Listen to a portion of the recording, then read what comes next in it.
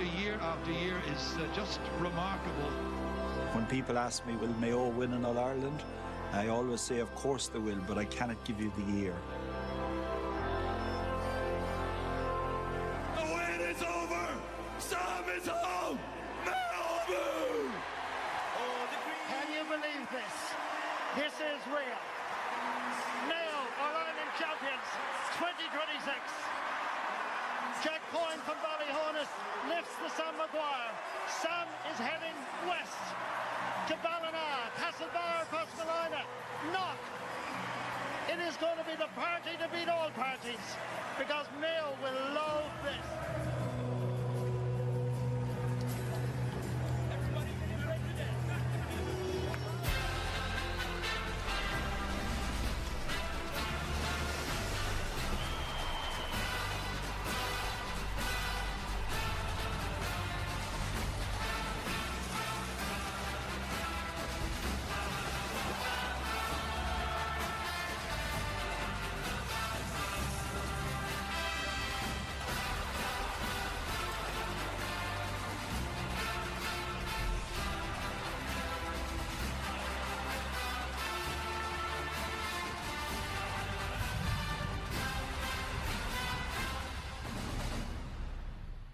Hello and welcome to the Sunday game on All-Ireland Football Final Day. We've waited 20 years to see Mayo and Kerry lock horns in a showpiece decider, but that's nothing like the famine that has ended tonight because after 75 years of waiting, Mayo have finally been crowned All-Ireland Football Champions.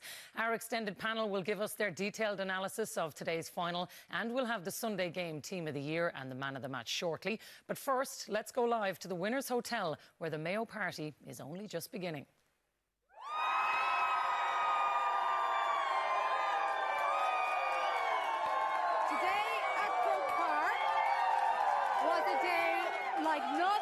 Before. And I think it's safe to say that tonight at the Winners' Hotel, the Radisson Blu Royal Hotel, that it is going to be a night like no other. We have no idea what's going to happen except for a small part of it, Marty. This is going to be one of the best nights ever. 75 years of frustration was wiped away by a brilliant Mayo performance today in Croke Park. Who will ever forget the Sam Maguire being presented and everybody staying in Croke Park. Tonight we're going to be meeting the stars of that All-Ireland success and also, of course, announcing the man of the match. So stay with us.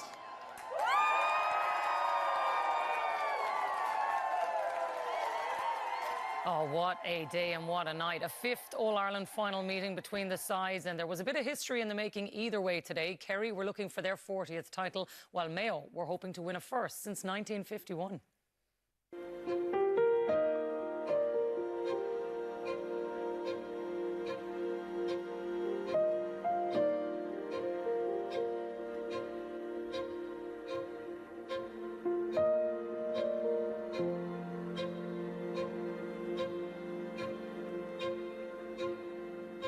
Sorrow, sorrow, banging the moaning.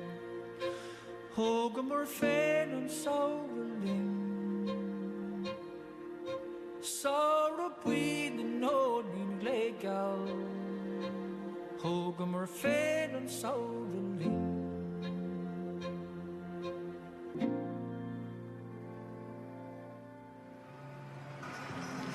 The All-Ireland champions from the Kingdom of Kerry will look like this at the start of the All-Ireland final, with Sean O'Shea named at centre forward and Paudie Clifford moving to join his brother David and Dylan Gainey in the full forward line. Mark O'Shea and Sean O'Brien are a strong centre-field partnership, while goalkeeper Shane Murphy deserves his opportunity to play in an All-Ireland final. One late change sees Thomas Sullivan replacing the injured Diarmuid O'Connor. The Green and Red are back in an All-Ireland final with a team that is a cocktail of youthful exuberance and calm experience. The full forward line of Dara Byrne, Ryan O'Donoghue and Kobe MacDonald have been outstanding, but others like Jordan Flynn and the midfield combination of Bob Toohey and Jack Carney have stepped up to the challenge. Two late changes in the Mayo team, both in the half-forward line. Diarmuid O'Connor and Paul Towie replace Stephen Cohen and Conor Loftus. This is special. All-Ireland Football Final Day is a celebration of Irish culture, a celebration of who we are and indeed where we're from. It all comes down to this in the next 70-plus minutes. This is the All-Ireland Football Final 2026. It's dull and overcast overhead, with little or no breeze around Croke Park. Hogan stand, Cusack stand, Davin, Nally at his 16, all packed to capacity. Away go Mayo, first into the attack. Down towards Kobe MacDonald. Making himself available is Enda Hession. Diarmuid O'Connor. Down towards Paul Towie. And what is now a customary change before the game. He comes in for Conor Loftus. Darragh Byrne was ooshed out over the sideline. So Paul Murphy is going to take the first sideline ball. Graham O'Sullivan.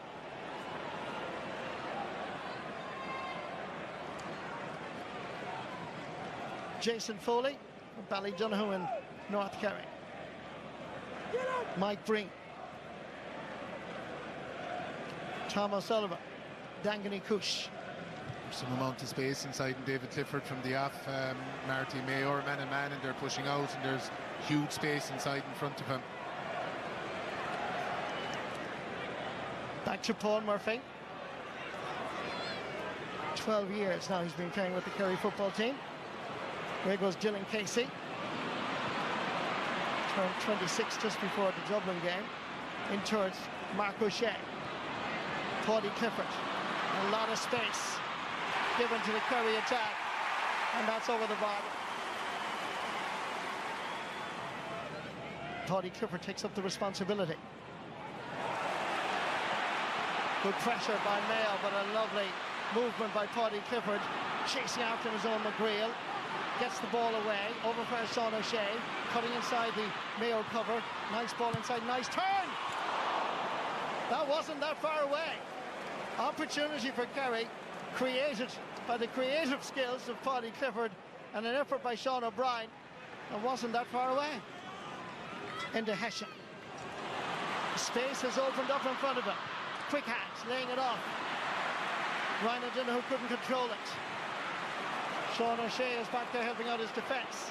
And Kerry counter-attack, using the kick pass to great effect. 1, 2. In towards David Clifford, turns and squeezes it inside the far over post to the Davin end. But it's come from that turnover in attack for Mayo again. They've had 3 attacks so far. All of them have been turned over. To settle them now, they probably need to get a score or at least kick it dead. Quick hands. Lays it off to Paudie Clifford. He looks up. He knows exactly where the brother is. And away goes David Clifford. Punching this over the bar. The understanding between the Clifford brothers is just fantastic. Yeah, beautiful ball inside from Paudie. David went inside the arc straight away once the kick was taken. Was in good position to receive it. Ryan O'Donoghue.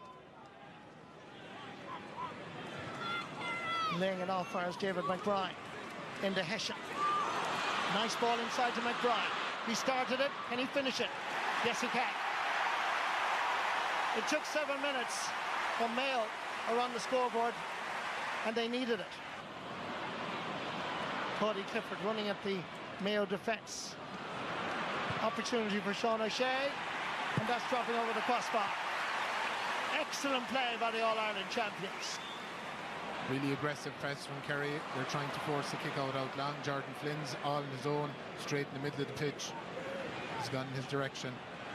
David Clifford. Mike Breen is staying around the 45-metre line. He goes forward instead. First Sean O'Shea. Back first David Clifford. Here comes a goal opportunity! In every game he scored a goal except against Donegal. 6 goals he scored on the journey to the All-Ireland final. That's his 7th and his first in this All-Ireland football final.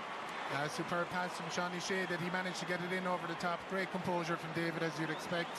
And with that, he passes out to Gooch and the all-time top scoring list, Marty. He's chasing Cillian O'Connor now on the top spot. David McBride fouling Joe O'Connor. Solo and goal, little 1-2. Kerry playing the ball around with great fluidity and confidence. Sean O'Shea giving an indication he was going for the score. And this is over the bar. Second point of the match a wonderful footballer from Kenmare in South Kerry. Nice ball. There is Dara Byrne. Keeping in company is Paul Murphy. Sean O'Shea comes into challenge. Forcing him to go back. Farah's into Hessian. Nice ball. Farah's Jack Carney. Outside the 40-metre arc. 2 points are on its way. Has scored 5 2-pointers across 4 games against London, against Monaghan, Tyrone and Meath. That is very, very badly needed. Joe O'Connor seeking and finding David Clifford. Crossfield ball is an absolute beauty to Sean O'Shea. Twisting, turning, floating it in and floating it over the bar.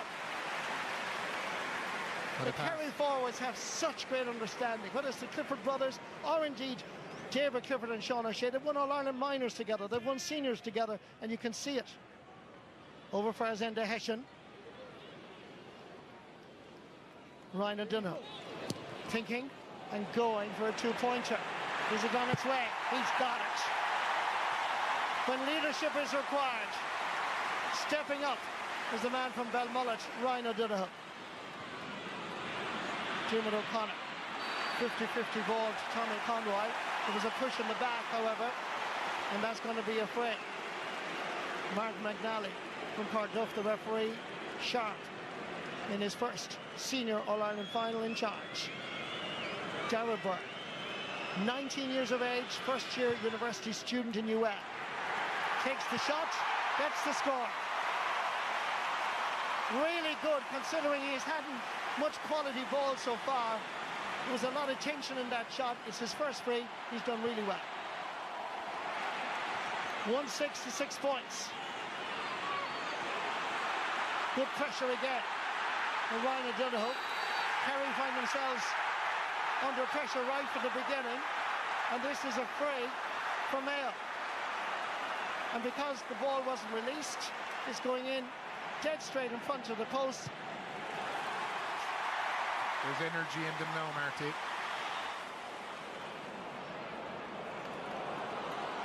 Here goes Kobe, putting the ball inside. Towards the right half back, that's Sam Callanan. And that's over the bar. Kobe created it. Sammy finished it. Graham O'Sullivan. Paddy Clifford. There's no Kerry forward. Well, there is now, actually, just inside the 13-metre line. So he had to retreat outside. Here comes Joe O'Connor. Tom O'Sullivan. Third time, third effort. It's successful and it's over the bar. Kerry have to start supporting each other a bit better. They have to start breaking tackles. They're trying to pass it to fellas that are being marked. It's all under pressure, very much in Mayo's terms at the moment. Tommy Conroy hits it high, very, very high, and hits it. Hawkeye, I think Hawkeye, yeah. Looking good for me. Yeah. And that is a thaw. David Clifford taking on Duncan McHugh. 3 against 2. Forced to recycle it. David Clifford has gone down.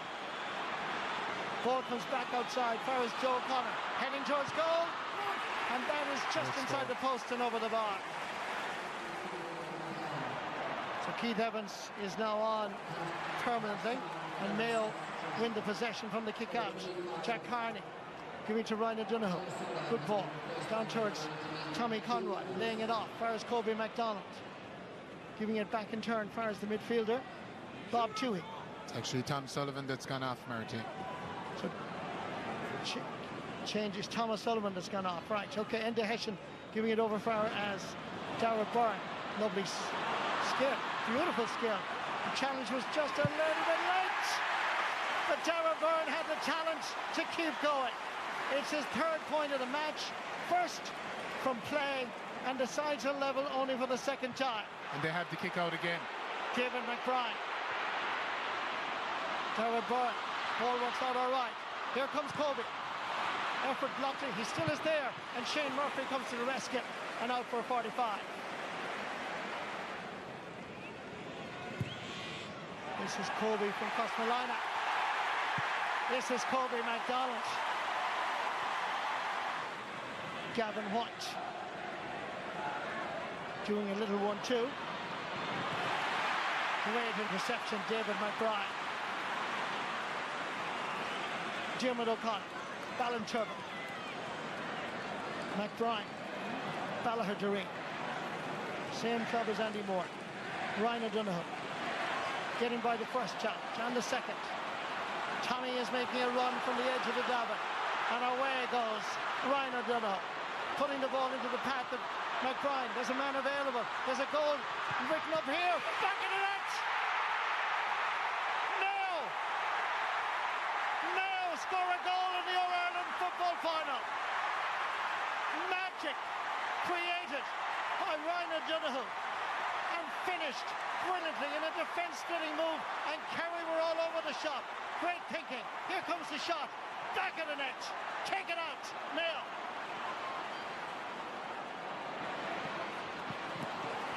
Breaking ball picked up by Gavin White. Gone inside is Sean O'Brien. Mark O'Shea actually. Far is Paddy Clifford. Keith Evans putting inside and putting that between the post and over the bar. Evan was Keith Evans from Kiel, scoring a good point. Into Hessian. Jordan Flynn passing to 45. Jack Carney going for a two-pointer. He knows it. He has it. He's delivered again. Jack Carney, his second two-pointer. The man just has it. The X factor from way out the field. It's a thing of beauty. Here's Paul. Dropping this in. Out comes the goalkeeper. And that's out for a 45. Here comes Paddy Clifford. Hitting the 45. And that's over the bar. I said it in the first half that Mayo needed a score. Now I said in the second half, Kerry needed a score. Yeah, the fierce leadership from him there. Sean O'Shea sending it down the wing towards Graham O'Sullivan. David Clifford. Duncan McHugh standing firm. Back to the brother Paddy. Under pressure. Puts that between the post and over the bar. Yeah, vintage Paddy, he's standing up, he's getting more involved. The harder it gets, the harder he'll go. That's always the way he plays. Keith Evans has gone up as one of the front three now, and I'd expect Paddy Clifford, there he is, to get involved out around the field. Kerry are going to have to dig this out. Oh, that's a sweet ball. David Clifford. Clifford to Clifford! And it's lashed over the crossbar. Brilliant play by Kerry. Yeah, great score. You know, Paddy's personality, they need to get him out the field, get him on ball, get him dictating terms. To Graham O'Sullivan. Quality ball. O'Sullivan thought about having a go. He cuts inside, and this time he puts it between the post and over the bar. Excellent play by Kerry. 16 minutes to go. Punch added on. Paul Murphy going to get there first. The head of Matt Ruan. Great pressure by Ruan. Ball falls to Ryan O'Donoghue. Darragh Byrne to his right. Still Ryan O'Donoghue. Lays it off. Is this a goal? Is this a chance? It's over the bar. Colby MacDonald. I think he might have just tipped off Shane Murphy's diving arm. We'll see it best in this one, Marty. Yeah, what a save. Great save by Shane Murphy. Brilliant save. Graham O'Sullivan. To Mark O'Shea.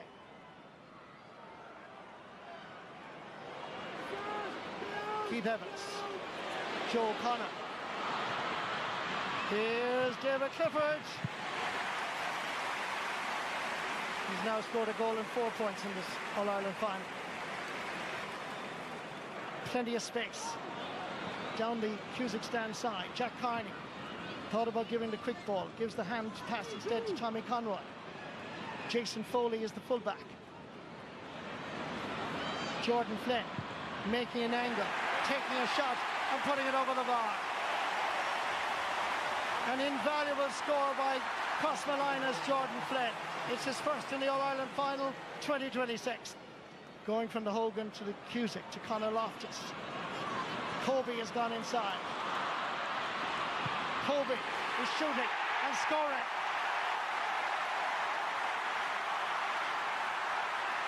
He's a very special talent. Kobe from Crossmolina gets another point. Joe O'Connor. Mayo defending. Mark O'Shea. Tony Clifford. Shawnee O'Shea makes the space, takes the shot, and puts it to the left and wide. Everything seemed to be right about it. The approach seemed to be right, but the finish was a disappointment. Putting it forward to Jack Carney. Back to Ryan O'Donoghue again. He's going for the two-pointer. He's hit it beautifully. Mayo are on cloud nine. The green and red of Mayo are all seen all around Croke Park. Mayo have all the energy, they have the legs, they're playing the football, they're tackling. You know, they can almost sense it, they can almost feel like they've one hand in Sam Maguire, but it's Mayo's to lose from here. Ryan O'Donoghue looks to see who's available. Hopping ball, gets a touch, comes off the crossbar. Oh, heart-stopping. Tomas Kennedy. Back again towards Brina Brioglia. Joe O'Connor.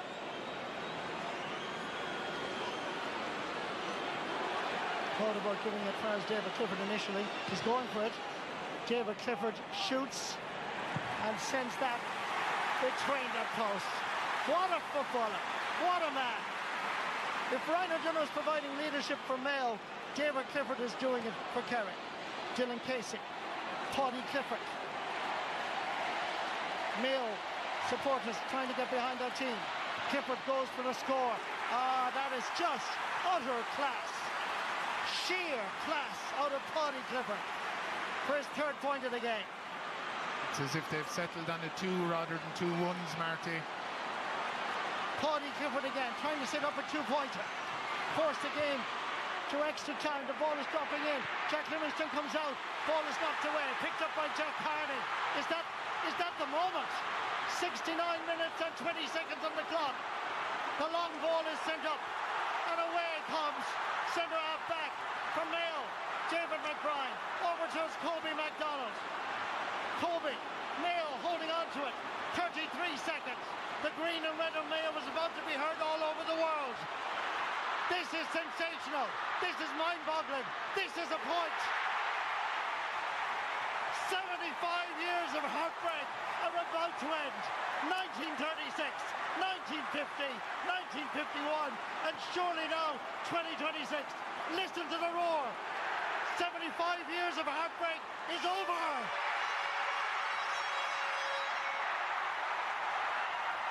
Mayo are the All-Ireland Senior Football Champions 2026. Crossmolina will be called Kobe Land. Andy Moore, in his first year in charge, has brought Mayo to the promised land. 11 All-Ireland defeats since 1989. 13 if you include the draws. All the jokes about Mayo being losers. Delete, delete, delete. All that is over. Who cares about a curse if it never existed? It is now Mayo's day. This hasn't happened in 7 decades and 5. Generations of Mayo people have lived and died and not seen what you are now seeing on your television screens. But you are here, wherever you are in the world right now. You are with us in Croke Park. This is happening. You are watching one of the most significant moments in the history of the GA since it was founded in 1884. The All-Ireland football final has ended in this scoreline. They'll talk about it for years. Mayo, 1 goal and 20 points. Kerry, 1 goal and 17. Listen, everybody needs to know that Mayo are the All-Ireland champions 2026. Ladies and gentlemen, it is real. You're not dreaming. It's 2026. And Mayo are All-Ireland champions. Can you believe this? This is real. Mayo, All-Ireland champions 2026. Jack Coyne from Ballyhonus lifts the Sam Maguire. Sam is heading west to Ballina, Castlebar, Crossmolina, Knock. It is going to be the party to beat all parties because Mayo will love this. All around the world, there are tears of joy. Here's Jack Coyne.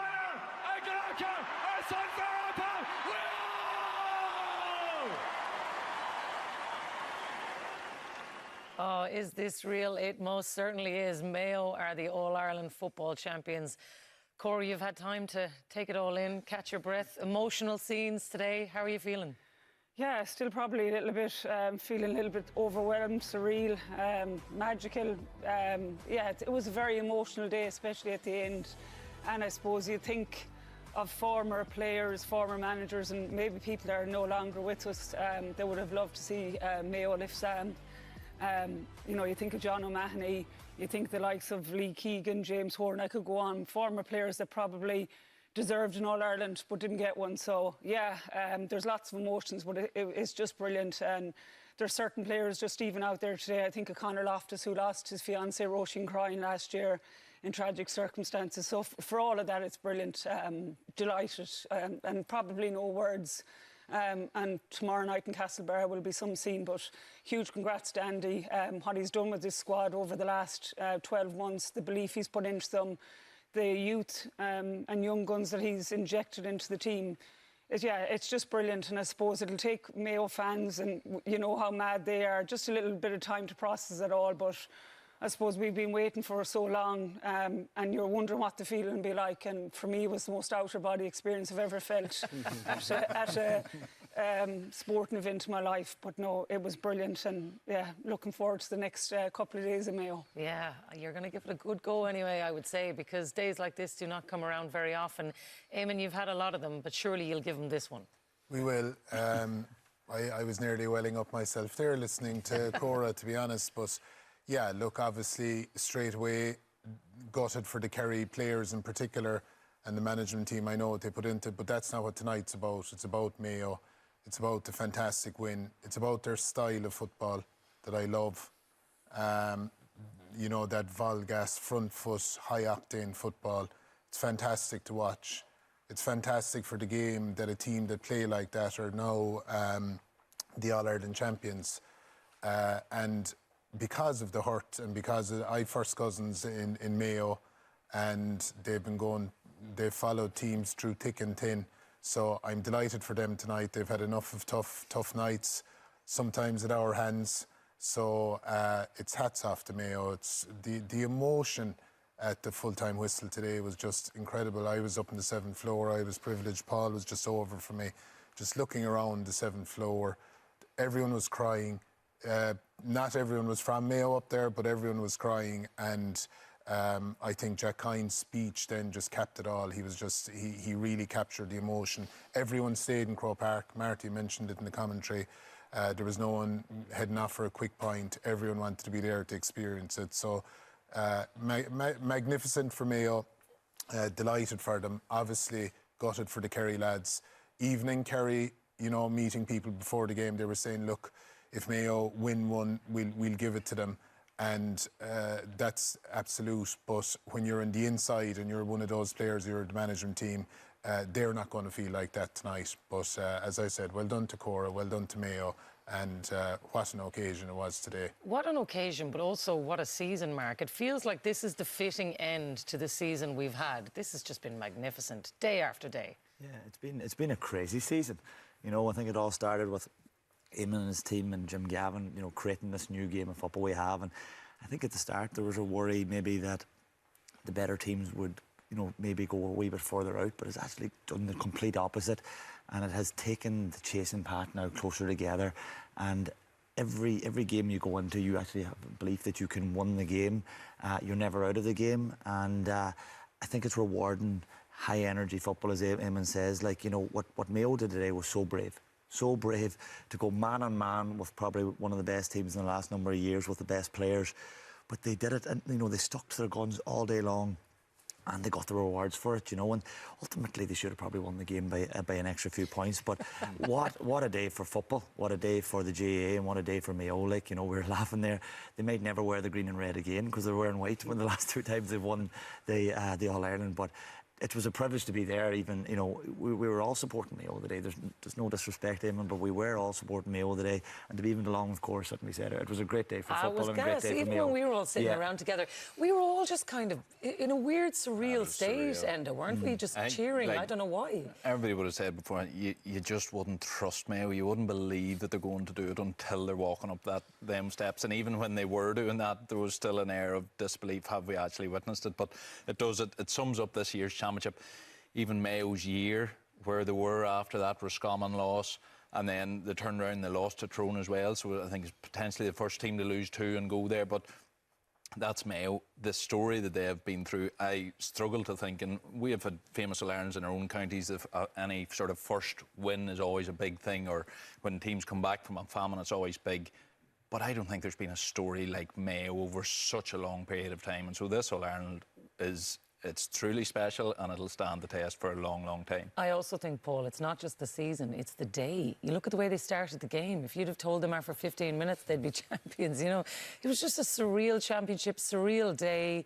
Just everything about it just felt like a fairy tale. It did, and even in that first kind of quarter, where everyone we would have all said they needed a good start to get to be in this game, they still played good football. Like, they just didn't, when they had the ball, they just didn't take the scores.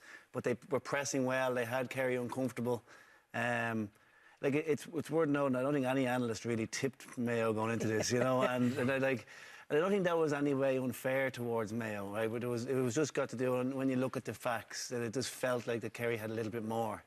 And by God, were we wrong. You know, this Mayo team have incredible conditioning, physicality, character. And the way they pressed that.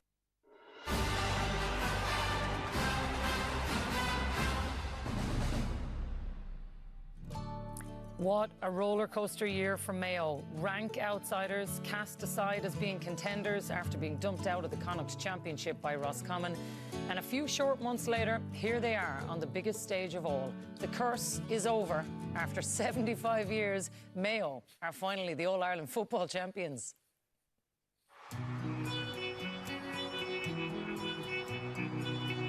We were in such a good place coming into the game, I thought, and it started a bit shaky, no doubt about it, but I thought for the next 40 minutes that game, from about the 18th minute on, we were just sensational. Thinking and going for a 2-pointer. Is it on its way? He's got it. Yeah, obviously, Kerry are one of the greatest champions ever, some of the best players ever played the game, so we had to do our homework, obviously stop their key men. We had to defend the unit, we couldn't defend his individuals. The work right out there, everything was hit.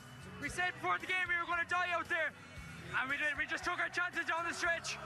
And my heart was in my mouth the last 10 minutes there, and Clifford kicked the one out the right. I thought we were dead and buried, but the character of this group is shown. No one gave us a chance in this game, but everyone in that dressing room believes. And that's all that we needed.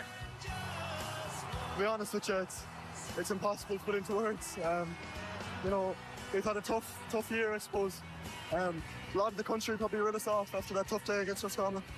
But, you know, Andy's so big on trusting our process.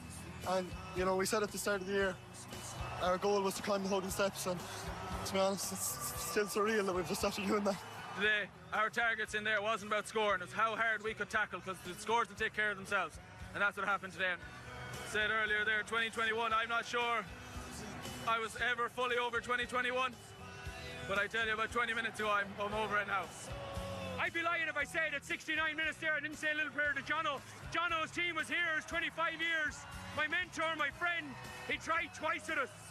And when 69 went, I looked up, we have a little friend called Aidan Drake, who passed away last year, and Jono. And I have to say, I said a little one, I said, Jono, if I need you, it's now. And he came up with the goods. I grew up coming to Croke Park, seeing Mayo come in final, so this wasn't new to me. I wasn't nervous at all to come here today. They can really free shot at it. No one gave us any chance. We came out fighting. We're bringing Tom home back to Mayo. You know, once Mayo stayed with us till half time, that their belief grew, and I thought in the second half they were better than us. Can't fault our boys. We fought hard, but on the day I think Mayo had more energy and just a bit more hunger than us. The cynics and the pessimists, the self-indulgent, almost rich, the blatants Still feels surreal, doesn't it? All right, let's get into the detail of it then. And even listening to Andy Moore in there, he said they started off shaky. That's kind of exactly the way they were, Kieran. Yeah, probably, as we said, it probably couldn't have gone a lot worse in those first 15 minutes. And naturally, you've got some very young players coming into that environment on a big day, but it just didn't flow for them. And I think all their key players, Ryan O'Donoghue got turned over, Dara Burns pushed over the Cusack stand line, Kobe might have spilled the ball, and this is what you're worried Kerry were going to do with that high press. They'd kick it through the lines. It was fearful coming into the match that if Mayo turned the ball over or Kerry broke the press, that they'd hurt them on the counter-attack. And all aspects were, you were looking at it very concerned at this point. And then they tried to maybe force a couple of two-pointers, and obviously there's a massive encouragement and played a massive role in their success, those two-pointers, but they dropped a few short, and that put Kerry on the front foot, and they just needed something to ignite. I think it was after 15 minutes it was 1-5 to a point, and they just needed a momentum builder at that time of the game to get them back into it, and by God it did. And that's where I think the management deserve massive credit, is just that psychological piece, that they were mentally able to deal with that adversity. Obviously the goal here, you see they're pressing out, and you know Clifford is dangerous in that situation. Dermot O'Connor gets caught, he gets in behind that back door, there's nobody there, there's space for Clifford to run into back of the net, and you're thinking all these bad memories are coming to flow back. I think in all the other violence they'd lost, they've conceded a goal in the first 16 minutes. But by God, did they turn it round. And they just needed a couple of momentum swingers to get the crowd behind them and get their young lads into the game. And once they got into the game, they were unstoppable. Were you nervous at that point? I was, yeah. I'd be lying if I said if I wasn't. But I think going back to Andy, and I think the type of person, anyone that knows Andy really well, he's a really positive person. He's a really positive outlook in everything in life. When you meet him, he's full of energy all the time. So I think he would have built that into the players, that just keep going, whatever happens. The Kerry are going to have their purple patch. I believe in ye, I back ye. That's what we can see with their 2-point shots. I think there were 2 from 7 in the first half from 2-point shots, but it's to keep going at it. And I think he's built that into our younger group in terms of Kobe and Dara, and then that's gone into the older group in the likes of Jack Kearney, Ryan O'Donoghue. So there was probably a little bit of doubt, I'm sure, in Mayo Sports at that time. But I think the season that they've had in terms of coming back into games, you could look back particularly at the Meath game. They had a horrendous 35 minutes and they were well out of it, but they never seemed to give in. So I think huge credit to Andy, huge credit to Colin Boyle, you know, who was that type of old-style defender when he was playing, and I think Paddy Talley. They've put a lot of work in. I heard Andy in an interview afterwards where they had 100 field sessions this year, so they've put a huge amount of work in it, and the trust and belief that he has in that crop of players, I think, really showed today. Cora's right though, Mark. You know, we've had these momentum shifts with Mayo over the course of the season. They showed it again today. All it takes is just a couple of chances to bring them back in. It does, and even going back to what Paul said earlier on, Mayo weren't playing that poorly. They just weren't getting the shots where they wanted to score. I think the whole crowd and the whole stadium knew Mayo needed a score. You know, this is a point here from Sean O'Shea. This puts them 1-5 to one point up. As we said, dangerous position to be in against Kerry. Then they needed leaders. You know, they needed leaders. This point from Jack Kearney, and then Ryan O'Donoghue comes up and kicks another massive 2-pointer to get them back into the game at a very important stage, and that just swung the momentum a wee bit in their favour and got back. This is where I think a lot changed for Mayo. I thought Tommy Conroy, not only did he have an unbelievable game on the field, it created havoc for Kerry and made them switch up their matchups. Foley was having a great game on Ryan O'Donoghue, and this made Ryan O'Donoghue come out the field, and Conroy was more inside, and Foley ended up picking Conroy up, and Ryan O'Donoghue had a huge second half. The kickouts in the second half then, at the start of the second half, the short kickouts in the first half, Kerry got a third of all their kickouts away short. Mayo put a serious press, and they built the momentum of the second half for that period of 15-20 minutes that Andy Moore spoke about there, all off these opposition kickouts. Murphy's looking up, he had no option, and Mayo were just better at the field day for them, the hungrier for the ball, you know. And then we momentum shifts throughout the game. It's very hard to get them back, but I think Jack O'Connor said they were just better. They comfortable, Mark, if they went short as well, because they backed those lads in the inside line. They were actually turning with the press, and I think you even mentioned it earlier on to me. Maybe they went away from short, but I just thought Murphy locked up. He had no options. Mayo had a serious press on, and again they were brave. They were so brave all day long, all over the field, and Andy Moore needs to take huge credit for that. During that period too, and it's always what's working for one team stops working for the other. Kerry were very slick initially, hitting that 1-5. they missed maybe 4 chances in a row, 4 pretty gilt-edged chances in a row just at that spell while Mayo started to get going. So all of it's always sort of multifaceted, but certainly Mayo, they stuck to their guns. They hit.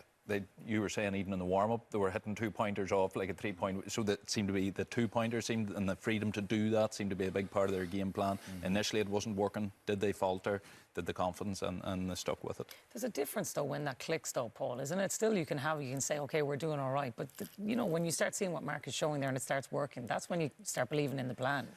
Yeah, and it's easy just like at the first sign of contact to kind of go away from the plan, to deviate, and they didn't. And that's I think when I'm just watching here and even listening, the one thing that struck me throughout that period was one thing that didn't change was their work rate. Yeah. And you know, at any game that I ever played where you might have a wide or you might have a bad pass or the team just had a bad couple of plays, the one thing that was my trigger to get back into was the next tackle. And that's what they just kept going back to, was their press, was their tackle. And that was the foundation of the performance. And, you know, we're guilty of talking a lot about kickouts all season because it's such a big part of the game. And it is. Like, there's the facts show it is. But turnovers for Mayo are so important. And that's the foundation for their play. And I think it's in their DNA as well. Like, it just feels right when I see a Mayo team press like that. And just we look and we see that, like, those kick passes on from a high, right? When you're playing that game against Mayo and they're pressing you can't see nothing. They're all over you. And when they're not all over you, you feel like they're close to you. So you feel like they might be coming after you if they're not close to you. So I think that's the credit to them, that they worked their way through the Kerry purple patch at the start. Well, you're going to show us that in detail here, because this is the part of their game, is the reason why they are All-Ireland champions. Yeah, we've bored the country to death in terms of talking about kickouts. Mayo lost their kickouts in the semi-final and the final, but they won both games on turnovers. A team plays to their strengths. Mayo have legs, and it's been a word that has come up again and again in the aftermath of this game, is energy.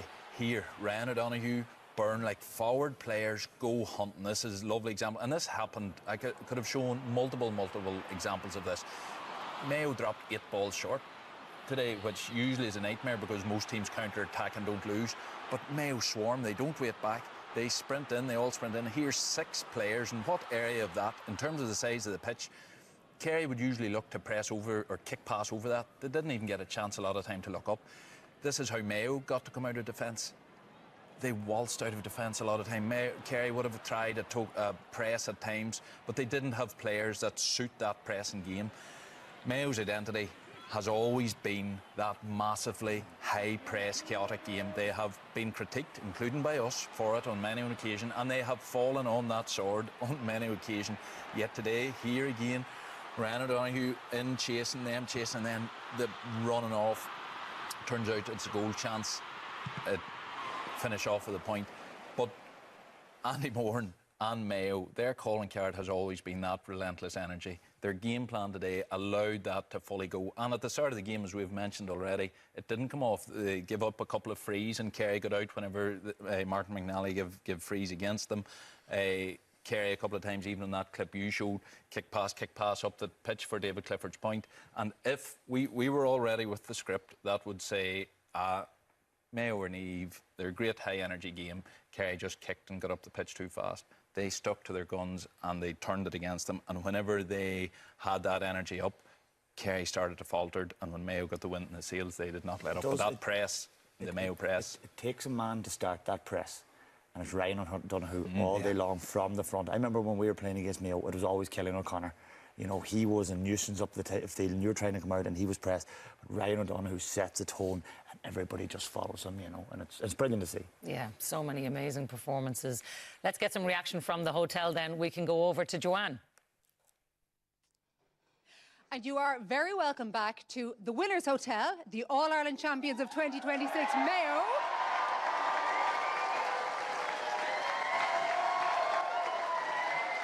Has a nice ring to it.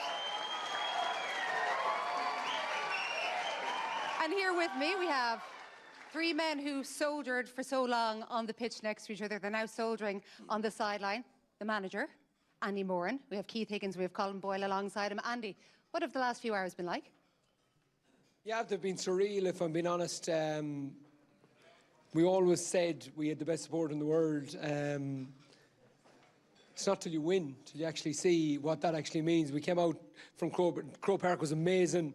There must have been 55, 60,000 people from Mayo there. It was absolutely insane.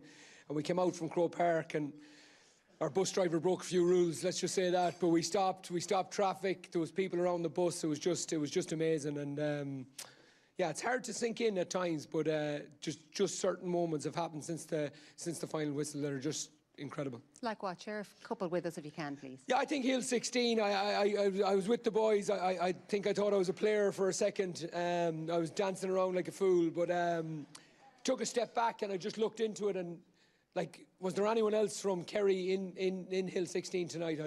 Today, I don't know. The supporters, you see them here, but the guys in McKay...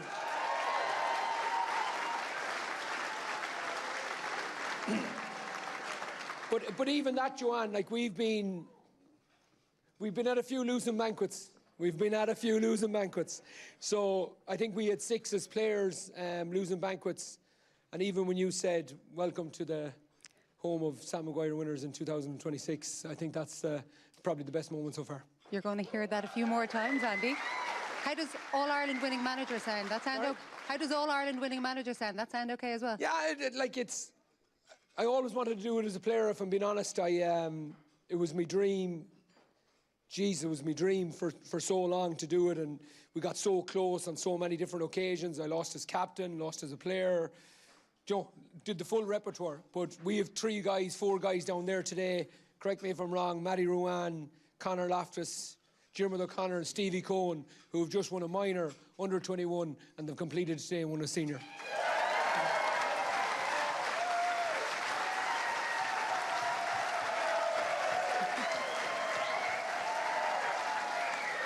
It is always so lovely to see the bond between players. We always saw the bond between you as well. How does this work, Keith? This. Oh, it's this over here. Yeah, we just do what he says and go along with that and see where it takes us. But no, look, I suppose it's all been said about him in fairness, but like he sets the tone. I think it was probably the Tuesday after the semi-final. We just came into training, he just kind of laid down the law and said, this is what we're doing for the next 10 days. And, you know, put the game plan in place and what we're going to do and where we're going to get opportunities, and it played out that way today. So all credit's down to this man. But it is strong personalities, and we know it's not just you 3 involved in it either. So how does that actually work, though, Colin? Because I presume sometimes you don't agree. Mostly with Paddy Tally, I would say. But yeah, of course, I would say there's a manager team in the country that agree on everything. Even on the sideline with a couple of changes, there's 10, 15 minutes ago, there was disagreements going on. You'll have that in every backroom team in the country. So yeah, of course you have that. But I think what you have is general an understanding of the way we want to play, what you want to see from any Mayo team that takes on the pitch on any given day. And I think once we see that, you're generally happy. Obviously, you want the outcome, and what we saw today was accumulation of years of hard work from not the boys here, but the boys that have been playing the last couple of years. And obviously a few younger lads that have come in and made a small bit of difference, as I say, as well. They were all right. The group. They're okay. They did okay. Yeah, they're okay. Yeah. Just on that with Paddy, Paddy's a header, right? He's, but he it's exactly what we needed. We brought in Paul Durkin, an old college friend of ours, and Paddy. I met Paddy in Enniskillen, I think, the first day, and if you think about it, we all played on the same teams and we were all kind of the same vintage. We got managed by the same people. We needed a different kind of look at it. And yes, he'd throw hand grenades at me all the time in terms of we need to do this and we need to do that. But we needed that as a group. And them 2 men, Paul, who's got a Mayo connection with his dad, and Paddy have been absolutely extraordinary to our backroom team. That is really well said. And Keith, Andy talks about hand grenades. There were a few hand grenades thrown there in the second half after you'd come out and you'd had this brilliant third quarter. Kerry started coming back and everybody had it written, I think, in their minds. They could see what was going to happen. What were you like on the sideline? And what were you seeing happening out there from your players, the way they just kept going and responded to whatever Kerry threw at them? Sure, we had it planned. We had Rory to wear the wrong jersey. The man Rory, yeah. So it kind of just slowed it down for us a tiny bit to get it. That's surely a quiz question. Who was the only man to wear the wrong jersey in an All-Ireland final? Can I actually ask you about that? So Rory obviously wore Paddy's jersey when he came on. One of my favourite bits about that was it didn't seem to knock anything from him. When you brought on the new jersey to change, he looked grand. It wasn't like that there was any... It kind of summed up an awful lot of that Mayo team. He seen the top off on the big screen and he said, I'm in good shape. He said, it's time to keep record. That's what he said.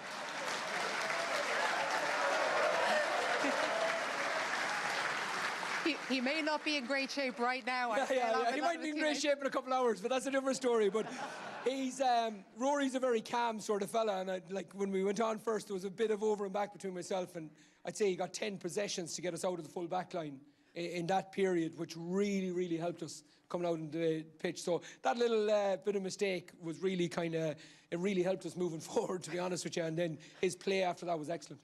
That is brilliant. And the fact Andy talks about the fight all the way, because the big question was, can Mayo press like that? Can they keep that up and keep going all the way to the end? Answer that out there today. Yeah, I think there was probably a couple of moments in the first half, probably when we were a bit rocky, to be honest with you. I think the boys kicked, Jack Kearney, Ryan kicked a couple of 2-pointers. Dar Byrne hit a massive free from one of the Cusack stand at a time in the game where we really weren't playing well. And then after that, I think the press that you talked about really kicked in. Like I think Kerry got a couple of short kickouts off, and the pressure that was put on them. A couple of times they got out, which was fine, but I think it created an energy in the stadium, if nothing else. And that was really, really important for us. And I think it just showed us that, or showed the boys, I think, that yes, we can do this, we can compete. And I think you saw that in the second half. We probably weared Kerry down, I would say, with our play, with our tempo, with just huge intensity, and probably that bit of want as well, I would say. And just all added into what came in the end, I would say. Just one last one, Keith. How good is it to do with these boys beside you? Again, sorry. How good was it to do it with these two boys beside you as well? Yeah, it's special. It's special, I suppose. As Andy said, we kind of soldiered away, and we were in enough losing banquets enough times. So it's unbelievable. Look, I'm going to be a small bit biased here, but to stand back and see club man Jack Coyne in the middle of the Hogan stand with Sam Maguire was it was a special occasion.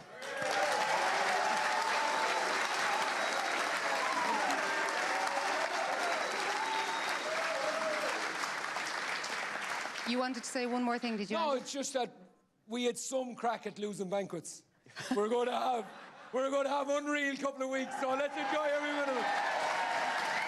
Perfect way to end it. A big thank you to Colin Boyd, Keith Higgins, to Andy Moran of the All-Ireland champions, Mayo. I'll tell you what, I can't think of three lads who deserve that more, because, like, Eamon, you'll have seen soldiered against those boys as well. And, you know, they talk about losing it as players, but they look like they're really enjoying it as a management group, and they should. They will enjoy it, Jackie. Look, it's...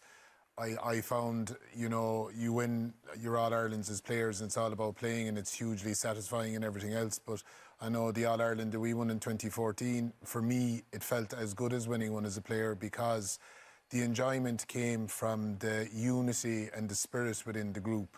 And when you have a fierce, tight group that maximises its potential and you end up going up the steps of the Hogan stand, it's very fulfilling for everyone within the group. And I think that's true of Mayo.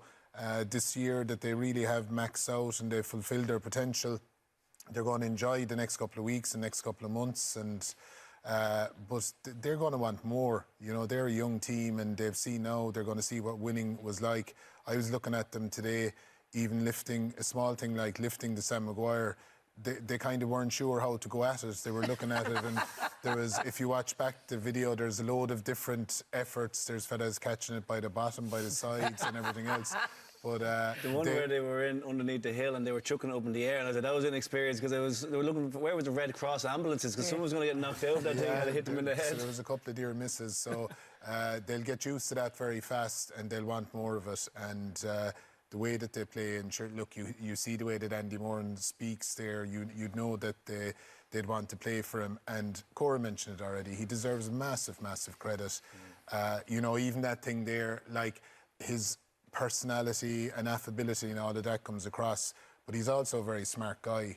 Getting Paddy Talley involved, getting Paul Durkin involved, getting that winning experience with a different perspective into his dressing room. He knew the brilliance of Keith and Cullum and what they were going to bring, but he also knew that he needed those outside voices. He stuck to his plan. Enda was talking about the press.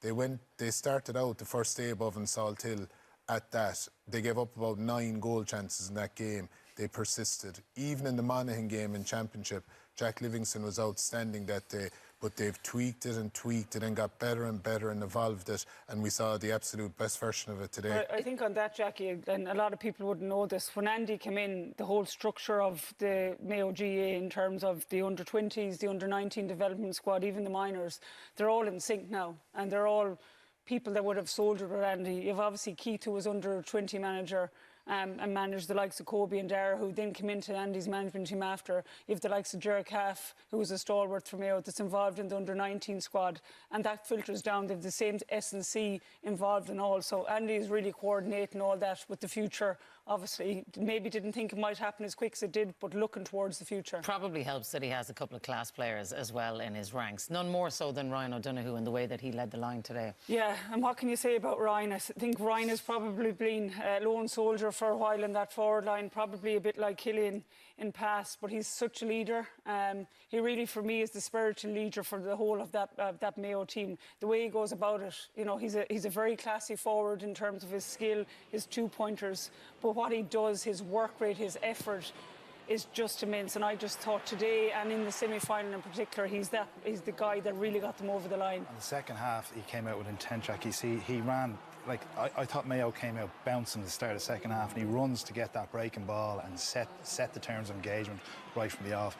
This sets up the goal. Like, he came deep today. He was everywhere as their main ball player, and he takes on one, he takes on the second, he takes on the third with all his little steps. And then, you know, he creates this opportunity where Mayo now are on the front foot. Kerry are totally out of position. They have the overlap, and David Green, who had intercepted the ball back earlier in the play, gets it across to young Byrne and back of the net. And he, again, they spoke about, he's the first time to get that press, put Kerry under pressure, and allows the next man get in. Kerry were constantly put under pressure coming out of defence today. They brought in the tackle too many times, and again it creates that turnover. They get a score from it. Here we have him again, picks it up and direct, has the overlap, and it creates a goal chance for Kobe over the bar. I thought his second half performance today was absolutely incredible. Like, he obviously kicked that two-pointer in the first half, and then he steps up. This one, I think, was to go 5 up.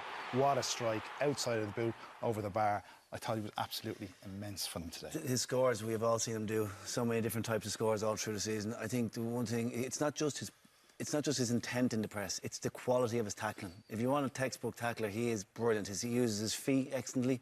He's an inside forward, so for a cornerback to try and get away from him, they have to work really hard, hands in, hands out. Textbook tackling from him, as well as intent and the character to go and want to go and tackle. So he was incredible today. The two lads beside him did all right today, Paul, too, didn't they? Do you know what? It's just they spoke about, the lads there spoke about the youth in this team, and it really is remarkable. There's a team throughout the whole season, like with these guys, but here's Derek Byrne. He's this lovely new move where he takes 2 hops and he kicks it out. But it was incredible dummy in the first instance. He was absolutely brilliant today. He's showing for the ball, his work rate.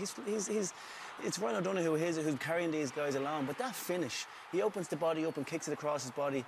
Brilliant finish, composure. How many times have we seen him do that this season, whereby you think a lad's going to lash it? He doesn't lash it. He's very, very composed. And here we see Kobe. He had his goal chance. He did really well. This incredible save there from Murphy, just hit off his head, and then he kicks this lovely point. And he had a tough 40 minutes. And when I say that, he did 40 minutes and 18 goals, maybe should have in an All-Ireland final, where it was just all a bit chaotic. It just didn't all go to plan for him. And yet, he kicked that 45, and that got him into the game. And it was a massive score for Mayo at that period of time. And he came alive. He gave a big two-fisted thumbs up to the crowd, and then he just went at it. And I just see that all season. Every time things don't go his way, he's a great ability just to get himself back into the game, and that's a sign of really, really top player. That, Jackie, and I know forwards will always take the headlines, but I think 2 young guns, and one that's probably not as particularly young as in his mid-20s, but one in particular, Owen McGrail, who done a brilliant, who's 19 years of age, has played very little football this year because he got a serious hamstring in the first round of the National League.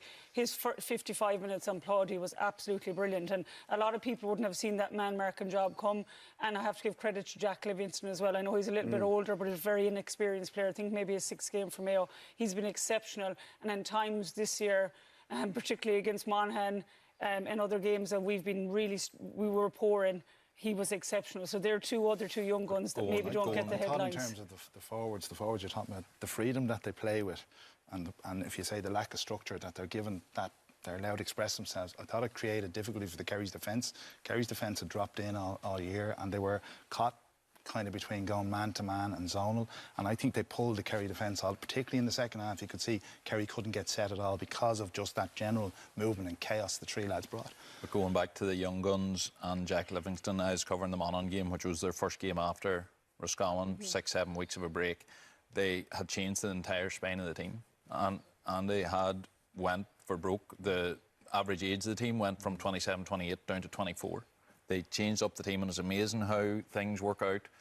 They were flying in the first half again, Roscommon, shocking second half, and with that 6-week break, they went to work, and Andy decided, big style, to back youth, and their energy then was able to match the game plan almost, and they've rode their luck at times, as many teams do, but it has paid off big style today. I think, I'm managing a few younger players myself.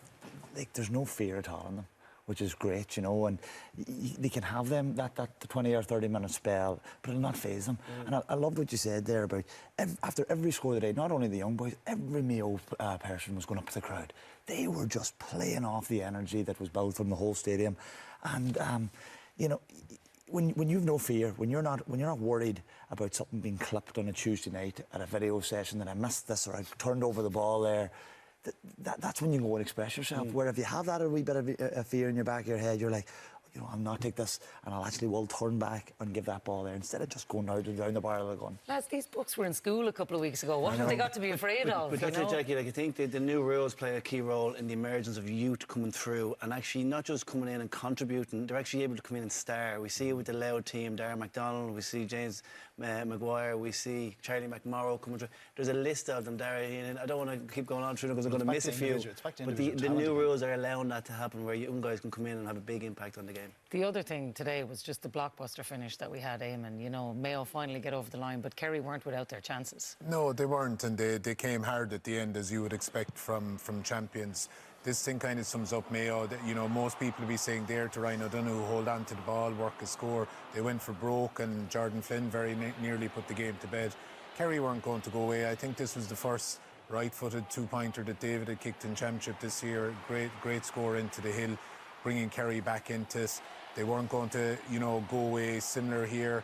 Paddy beats his man, steps inside, kicks a score. I think that brought it back to 2 at that stage.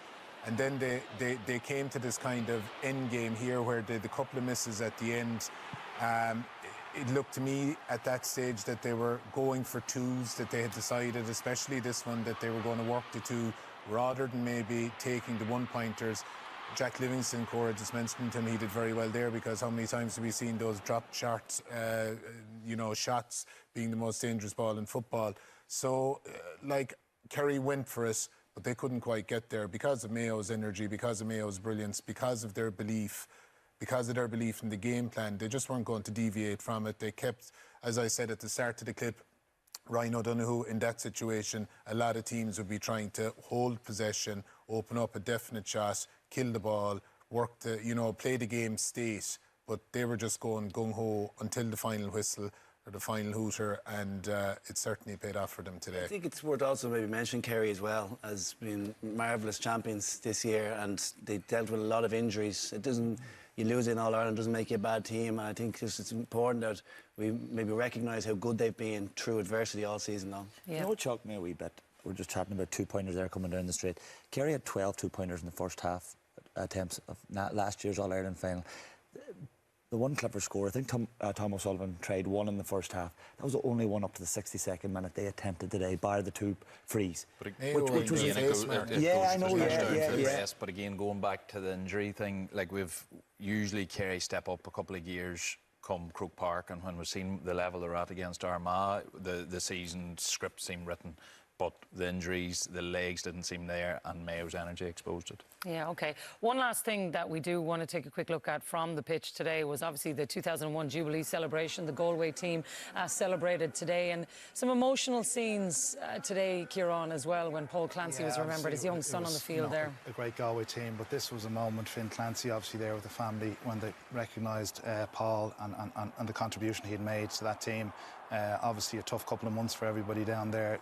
Myself, Eamon, probably played against this brilliant Galway team, full of talent, and he had a massive influence on it. And obviously it was great to see Geraldine obviously there, half of John O'Mahony as well. So yeah, special day. They were a brilliant team back in the noughties that delivered 2 All-Irelands for Galway. Yeah, they certainly were. I marked him in the 2000 final actually, Jackie, and I met his family going into Croke Park today. His mom, his brother, his sisters, and they were all so proud, and they were so composed for what must have been an unbelievably emotional day for the family and for all of his teammates as well. Yeah, lovely to see all of the families there today for, as you say, Eamon, a really, really special moment. OK, before we go to a quick break, we're going to go to Ballahadreen to Damien Lawler, who a little bit earlier on caught up with a couple of the locals there who I'm sure are having a fantastic night. Thanks a million, Jackie. I'm delighted to be here in Ballahadreen, the home of the Mayo manager, Andy Moran. It's also great links to Sean Flanagan, the captain of Mayo in 1950 and 1951. And also huge links to the great John O'Mahony as well. I'm delighted to be joined by three Balla stalwarts, Paul McHugh, Christy McCann and Desi Lynch. Paul, to you first of all, an unbelievable day. What a day. Brilliant. Brilliant for Mayo and all them players. What a legendary thing to happen, you know. And it's brilliant for our own clubmen, Andy, Dave McBride, Cuba, and all the other lads involved in the behind the scenes. This man here then, Christy, gave Andy, I suppose, the start as a coach with the Balla senior team a few years ago. Oh, he did indeed, yeah. These two boys here, they were manager. Now Andy made a start for himself because he went for it from He saw the two boys and said, I'm going solo here. He did his own thing, and it's great to see him. We're so proud of him. Desi, I suppose that pride is unbelievable. There's 4 or 5 lads from Balla involved in the Mayo setup. Barry Maguire's there as well, giving them a hand. A huge local impetus into that whole win today. Oh, it's fabulous for Balla because we have 4 guys in the background team at least, and we have 2 guys playing, and then we have our Messi from Mayo, which is Andy Morden, who's our manager. Brilliant, brilliant. Christy, he played 183 times for his county. He gave unbelievable service through good times and bad. Everybody stuck with Andy the whole way through, didn't they? They all stuck with him. He's an infectious personality. Oh, he is, yeah, and he lifts everybody around him, and you could see the belief that those young fellas had in him. They just played with flair and with passion and with freedom, and that's the way Andy plays his football. And it's absolutely mighty because Sean Flanagan stood in this square back in 1951 when he came with the cup, and you know we have a lot of heartbreak since. John Marley, the great John Marley, and Jim Fleming, soldier in the 60s. We had Noel Durkin, Dermot Flanagan, all those guys coming up in the 70s and 80s, and the emotion that we had. We didn't get to a final in '89 was brilliant. It was very emotional. But this is the crowning glory, and to anyone out there, your day will come if you stick at it. And what did you feel like at the final whistle? The last minute or two was quite nervous, I'd imagine. Unbelievable, like, and like to have our boys involved, like Dave McBride was outstanding today, you know, with Coob on the panel as well, and like for Andy to be there, he's an absolute gentleman. Like, one thing people don't know about Andy is after we were bet by Roscommon, the following evening, he was up training our under-8s up on the pitch. You can't say more than that, Desi, can you? An absolute stalwart. Absolutely. Like, these guys, you have to think of this is a small club here in Ballahadreen. Massive achievement what we've done today. Like, Andy has been there. You have to think of the Frank Kelly's, the John O'Mahony's of the past. Me and Paul, Christy have been there. But the future, Andy Morden will be up there in 2 weeks' time. Absolutely. Where are you going to build a statue, Christy? Well, we have the machines in there if you can just get them. We just have to, but don't mention anything yet to the council. Okay. We haven't. No planning at all, no. One thing is for sure. When John O'Mahony when he was manager of Galway, he brought the Sam Maguire Cup here, and we had a great night here. And I was watching it over there in Durkins, and it was on the table, and I was saying, Jesus, why can't it be with Mayo that it's there? Yeah. You know, but now it's going to be there. Someday we'll get the photograph taken. We'll be sitting in the stadium. I'd say some. We'll have one vacant for John. I'd say someday soon. What was the emotions like? Did you feel Kerry? You know, Mayo had unbelievable energy throughout, but did you feel Kerry were going to... You know, lifting them during tough times or giving them the pat in the back when they've done the job well.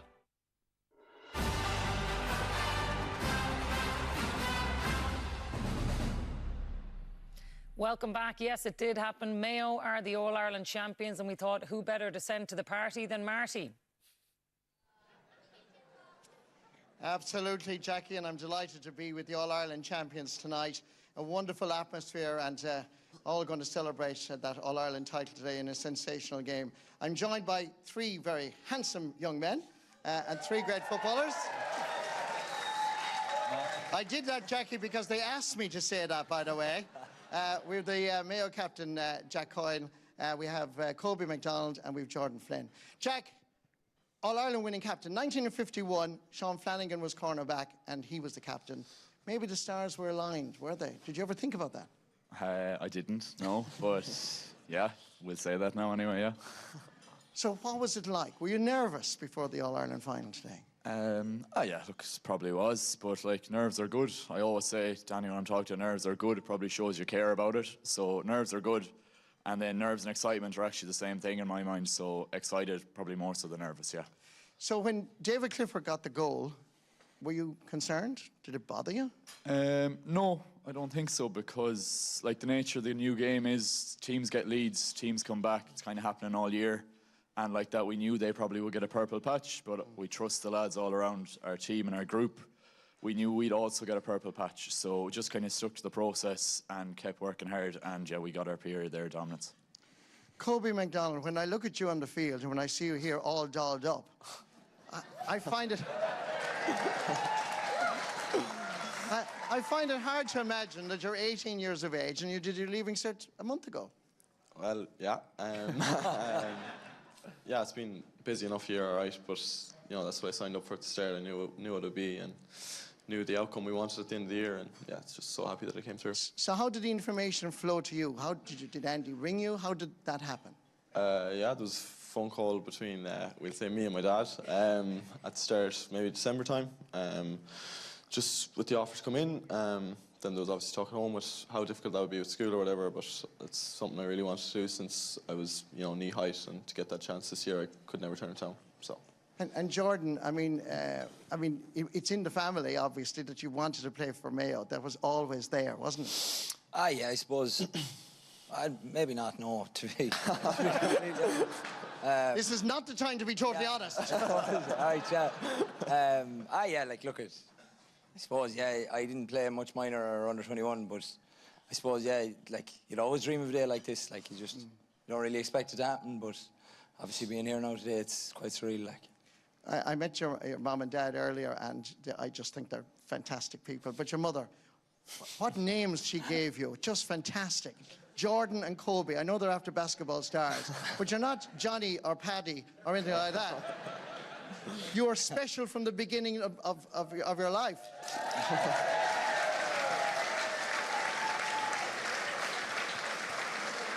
Did you see him coming down the track? I mean, he's only 18, but I mean, at 15, 16, see him. We're on different tracks now, to be honest.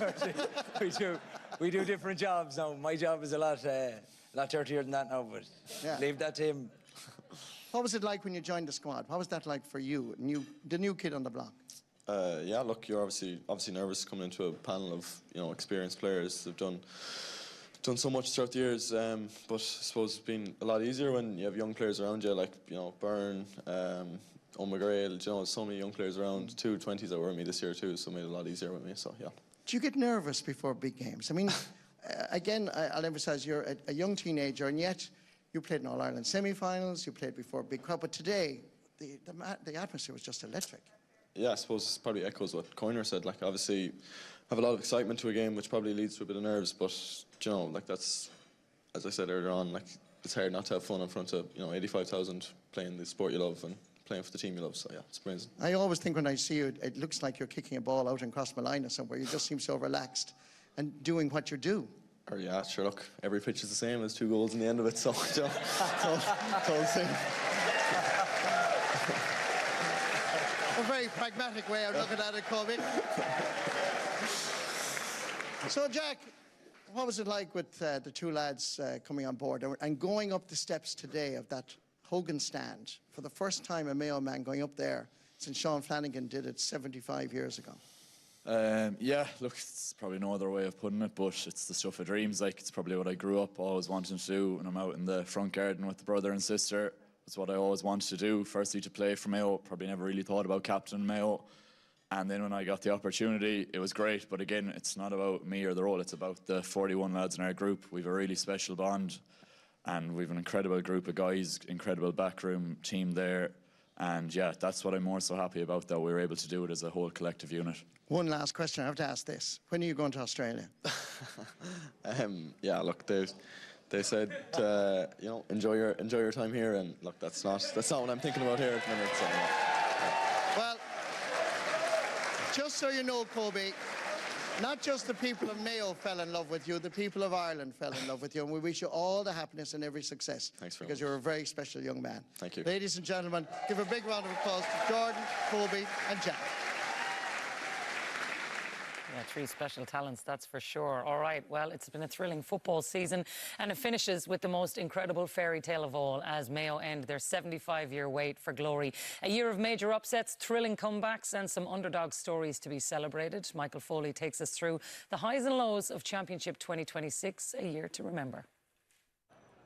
It was somewhere in the middle of this year's football championship when a question arose that hasn't been asked of any football championship for years. Is this the best ever? Now, before we ruin the fun by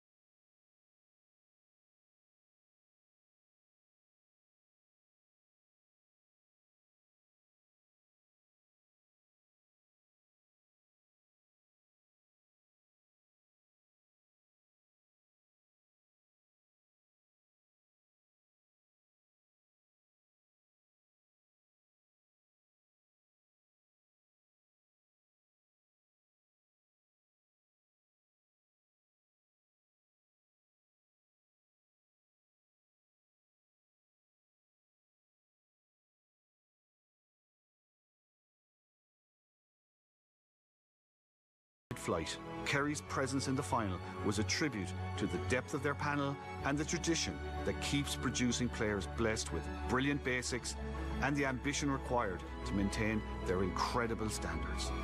Through the inevitable autopsies, they already know one conclusion for sure. They are never gone, never forgotten. And amid all that joy, sadness too. Watching Darren McCurry kick 10 points for Tyrone against Kerry in 25 glorious minutes was the ultimate tribute to the great Frank McGuigan and his iconic 10 points against Armagh in the 1984 Ulster final. Frank McGuigan, what a marvellous individual player. Paul Clancy was remembered by Galway as one of its finest players from one of their greatest teams. Galway have won by just a point. And it was the substitute, Paul Clancy, who proved to be their hero.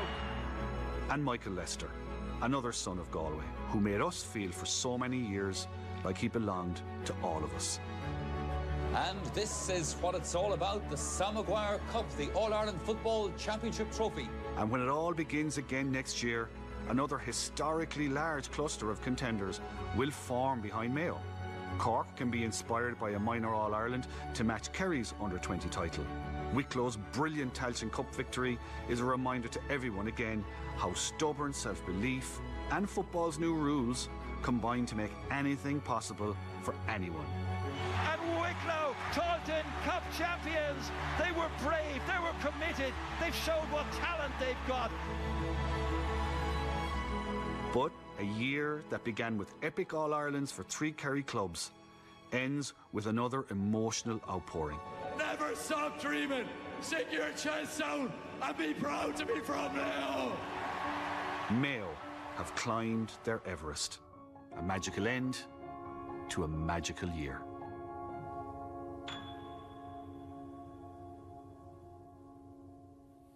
Absolutely beautiful piece by Mick Foley. I think we're all emotionally spent watching back on all the moments of the year. Mark, you were centrally involved in it, and even just looking back on it there for Westmeath, for your own year, that's something to be celebrated too. It seems like a lifetime ago now, actually, watching it back there, but no, it's brilliant. It's a day that'll live long in my memory, like, you know, and I suppose beating the Dubs, you want to beat the best, and they've been the best in Leinster the last lot of years, you know, and what a day for Westmeath football, what them lads have done. I spoke about it.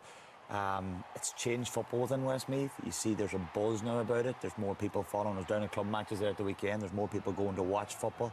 And, you know, it's a start, and it's a start we'd like to build on. You know, I think Louth gave us a huge belief that we could go on and win that. And after watching today, Mayo's going to give every county in Ireland the belief that they're going to win on Ireland, like, you know. It just wasn't that. It's broke out like that. Was the rebirth of the provinces, and I know it feels a long time ago now, but Roscommon's win was absolutely stunning to be able to witness that. We've seen even Armagh, how emotional they got, even they came off the back of an All-Ireland title before they won their province. So just, it is the year that has given so much. I was thinking of Bobby McCall's goal, which was absolutely stunning, or Jack McCarran's point. There's just so many moments right throughout the year. It'll be a hard year to beat from a football point of view. We thoroughly enjoyed it, and we got the winner then it sort of asked for. Even the other stories, though, Kieran, that Mick touched on, where you have the likes of a Tailteann Cup win for Wicklow, which in other years might have, you know, not been celebrated, but it just felt like there was just so many underdog stories this year, and that was one of the best ones. That was it was brilliant, and obviously it was the rise maybe of Leinster football, what Mark done with Westmeath as well. Leinster football got a good kicking over the years, probably because this man was dominating it too easily, but it was a wonderful day. They were 13 points down. To see the crowd from Wicklow, they had a massive crowd that day. Dean Healy's goal, for me, was probably one of the goals of the year.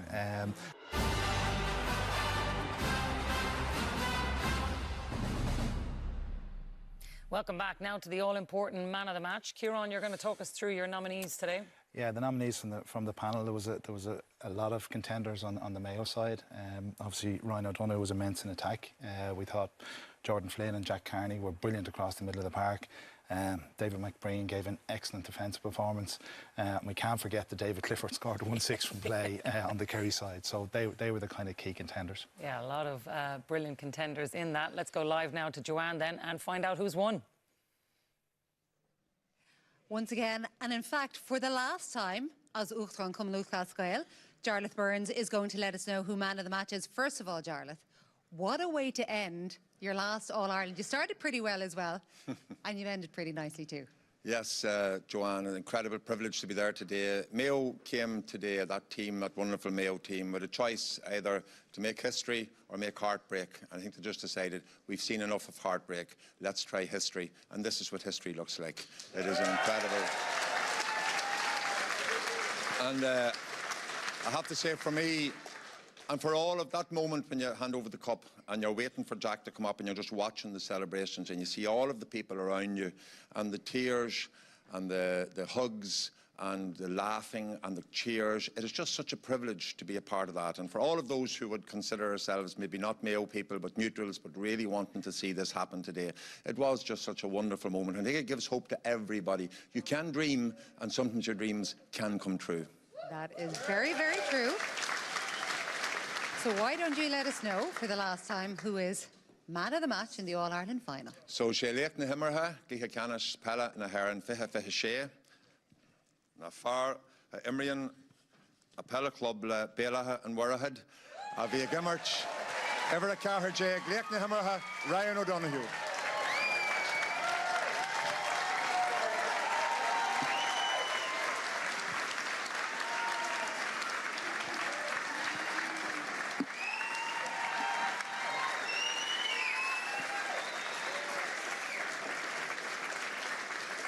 You can come a little closer, Ryan. Congratulations. He took a big deep breath before coming up here. This is, I mean, Jarlath talked about dreams coming true. That's basically what it is, isn't it? Yeah, look, I don't really have many words here, but like this is something I've dreamed of along with the other 41 lads.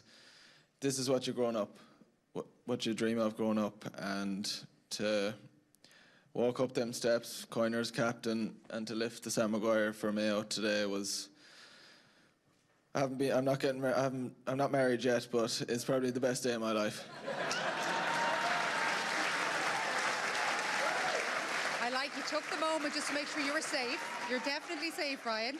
And I'm not sure I've ever seen a person before decide that you were going to take this game and you were just going to, even in those opening moments when Kerry got on top, David Clifford scored that goal, they stretched 7 clear at one stage, and it was almost, I think it was you who did the turnover when you decided to press up really high in that moment, and it was like you had decided this morning, it's not going to go away from you this time. To be honest with Joanne, I was in an awful shape this morning. And he came up to me, he's like, "Are you all right?" And I was just like, "Not really." But like, no, I didn't do anything different to any other game. Kobe and Darrow beside me in the press. We were watching the game there. Coiner's up, Mark and Dylan Gainey, the man behind me, and Darrow that are pressing. And look, Ado mentioned to me before the game, he said, "How many tackles can you get?" And he knew we'd score, the three of us inside, but I suppose what the difference today, or one of the differences, was how well we tackled and how well we pressed. And yeah, just so proud of the lads, every single one of them. And when the press worked and it started to come together, what was it like there out in the field? Could you feel something happen? Yeah, it was nearly as good as the score. Like myself, Kobe and Dara have been doing a lot of celebrating, a few ear cups, a few finger wags, but yeah, look, that, like, to be honest with you, getting the turnover, Dara got one, I think I got a free after a turnover, Dara kicks it again. Like, you can feel it. You can feel it in the ground. Andy has mentioned to us, we just give something to the crowd, they'll give it back. And since that Monaghan game, the crowd, the fans have given us so much. We've given them a bit, all right, but they've given it back to us, and that's something we probably haven't had in the last couple of years. And yeah, look, to hear the Green and Red of Mayo full time today was something I'll never forget. Well, it's something nobody will forget. I think neutrals looking on will wonder what it must be like for you, because for the rest of us, it's hard to even put into words. Yeah, look, when Coiner again was going up the steps to turn around and to see, I don't know, 50, 60,000 people still there, just trying to enjoy it. Like, you see all these Champions League finals, World Cup finals, you know, and you're looking at the boys after winning and you're like, how did they enjoy it? And just to turn around, when we were in front of the hill that time, bringing Sam Maguire around, like, that was unbelievable. Like, that's what you dream of. That's why I'm in the gym. All the boys are in the gym in October, November. Dark days down in Balmulla Clubhouse, wind battering off the windows, rain as well, and that's what it's all for. And we're just lucky, we're very lucky today to be rewarded with winning, Sam. Well, when you're in there in October, November, and the wind is battering off, you'll have a couple of pieces of crystal and a nice big cup to keep your company. Well done. Thank Player you. of the match, member of the All-Ireland Champions of 2026, Ryan O'Donoghue. Thank you. Oh, he's a special player, Cora, isn't he? He looks like he's enjoying it as well. He is. As I said, to me, he's the spiritual leader of that team and has been for the last number of years. And he talks about the wind battering down there in Balmullet, and he's dead right. But by God, I know from a few All-Irelands that we won with many a party down there, and I'd say they can't wait to see Sam coming down to Balmullet. Well, he's getting married as well. He's going to have a bit of crack with that. He did well to mention his fiancée there. He could have been in a bit of bother. There is, yeah, and I think over the next few weeks there's a few boys getting married. I know Fergal Boland gets married in the next few weeks. So I'd say there'll be a couple of different parties, and Killian is getting married in a couple of weeks' time as well. So Sam will be doing a few weddings as well. Well, Sam has been waiting, and now it can finally go on tour around Mayo. Let's get to our Sunday game team of the year. Always a hot topic inside and outside the studio. So we're going to start off with the goalkeeper position, Eamon, which feels like this was one of the more straightforward ones. Who have you gone for? Yeah, the panel went for Shane Murphy in goals. Jackie had a fantastic season. Early on in the season, he was viewed as a deputy to Shane Ryan, who was the reigning all-star keeper. But as the season went on, he grew and grew. You know, his one-on-one saves, we're seeing a montage of them here, critical saves at different times. And obviously his kick-out, then he brought in massive variety to that as the year went on. Even today, when Kerry were under pressure, he still managed to get 60% of it away, working with his midfielders, and got shots in the first half. There was loads of contenders that we could have given it to. Jack Livingston obviously had a fantastic season for Mayo and got better and better like his teammates. Rory Beggan, as always, is brilliant. Niall Morgan, Conor Carroll. You know, the brilliance of the goalkeepers has continued into the new rules, but Shane Murphy got the nod from us this year. Cora, you're going to talk us through the full back line. Who have you selected? Yeah, I suppose first of all we went with Sam Callanan from Mayo. One I'm immensely proud of. Obviously I've coached Sam for the last 3 years in Ballina, and he's just a workhorse of a player, really to get dedicated to his football, so it's brilliant to see his performances through the year. Jason Foley, obviously full back from Kerry, probably didn't have his best day today, struggled probably late on Tommy Conroy, but has been there rock solid all year. And this man in the Hessian, brilliant year for him. Not far off Football of the Year terms. When Mayo were really struggling, particularly in that Meath match, he came up, kicked 2 points, but has really grown since that game. So a real leader in that defence. Okay. Enda, you're going to talk us through the half-back line? Yeah, half-back line, plenty of debate over this line, to be honest. But it starts off, David McBride was absolutely immense today. He was equally immense semi-final, equally immense quarter-final. He is a serious athlete and great ball in hand as well. Darren McDonald, the Louth man. Louth obviously had a brilliant run, but this man was central to it. And for a 21-year-old, he shows such brilliance in his game.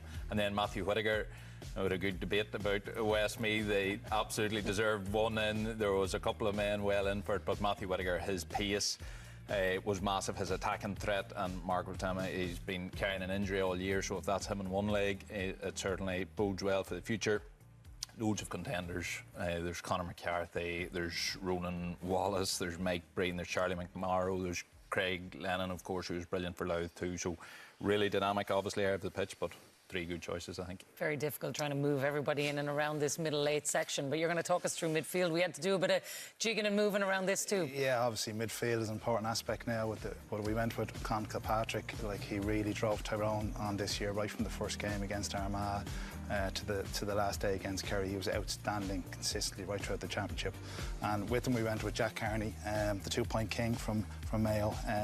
Brilliant final today, and was there with clutch scores whenever Mayo needed him right throughout their campaign. Again, a lot of contenders. Mark O'Shea, excellent from a Kerry perspective. Peadar O'Cofaigh-Byrne really held the Dublin midfield together right throughout the year, and Charlie Burns as well. Although, you know, he played in the half-back line, he played a good bit in the middle and was crucial for Armagh. So a lot of contenders around the middle of the park. Paul, you're going to talk us through the half-forward line. Who have you selected here? Yeah, at half-forward, the panel have started off with Niall Scully. He was tremendous throughout the season. Assists, 2-pointers, breaking ball. He led the press for Dublin. He really was the driving force for the Dublin resurgence. Paddy Clifford, he was excellent today in that second half, trying to get his team back into it.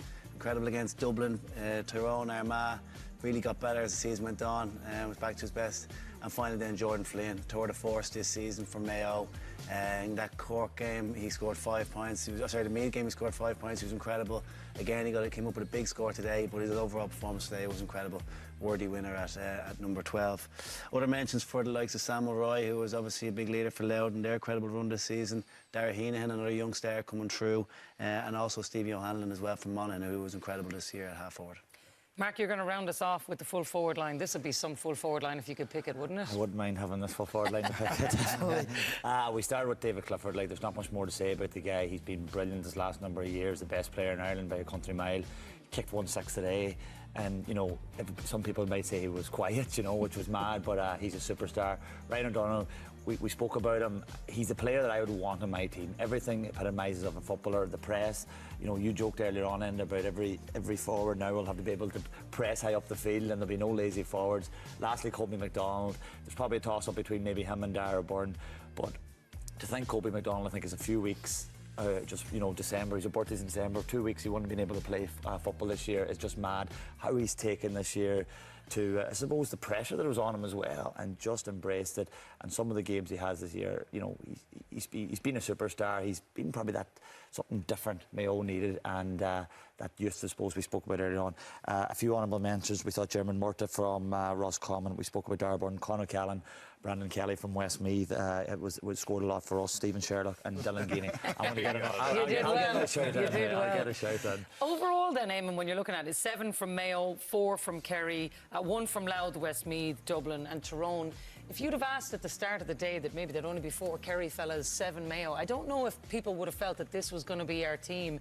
I guess an All-Ireland final dictates a lot, doesn't it? It does, and like in fairness to the Mayo lads, a lot of those lads, if you picked the team this morning, they would have been in the conversation as well, but because of their performances today in the biggest day of the year, because they won, they obviously forced themselves into the conversation, deservedly so, and I imagine it'll be similar when it'll come to the All-Star team later on in the season.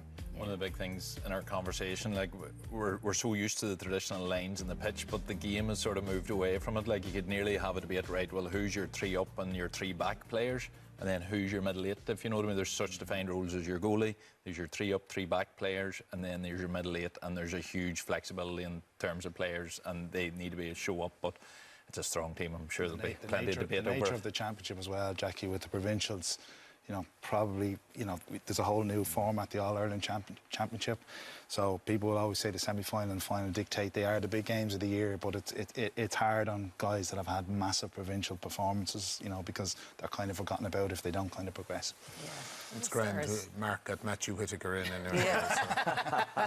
Yeah, well, you had a good old debate about it all as well. And I do think sometimes when it comes to picking these things, Mark, everything is so subjective because, as you said earlier, even about your own Westmeath win, it feels like it's forever ago. Sometimes when you're thinking about these things, there's a recency bias as well. You're trying to remember on the grasp of a whole season. Yeah, and you know, I agree with Kieran's after saying there, you know, we went through a rigid Leinster Championship, I suppose, with a lot of games, and when you are one of the smaller counties, maybe it's very hard to hold that panel together, and we had a few injuries obviously then, but no, listen, it's all subjective, it's all open. Like, you know, it was a toss-up, I think, between Matthew there and Ronan Wallace. You know, I would like to have both on it, to be honest with you, but the boys didn't agree with me there. On the flip of that, we get to the semi-final, the quarter-final and the final. These are the best teams. We're playing against it's tougher there, right? You get less space, you know, the air is thinner up there, if you like, right? So if you perform at that level, you deserve your All-Star. I think it's always really harsh on a player that plays really well all year and then come the final doesn't, because the players, some of the players that are selected haven't passed that test, they haven't been in that test.